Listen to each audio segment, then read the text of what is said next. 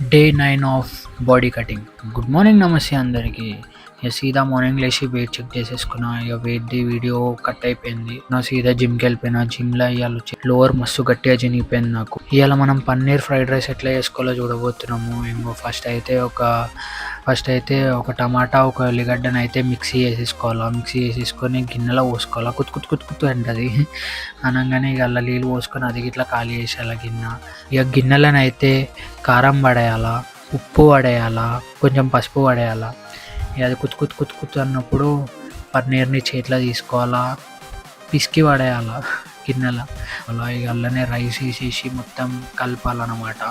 కలిపినాక ఒక గిన్నెలో పడేయాలా. గిన్నెలో పడేసి లాస్ట్కి కీరాతో కలిపి కడుపులో పడేయాలా. ఇక సాయంత్రం తయారైపోయినా ఇలా హనుమాన్ జయంతి అన్నమాట. ఫుల్ తయారైపోయినా, క్రేజీ ఉంది కదా. వాచ్ గీచ్ అంతా వేసేసుకున్నా.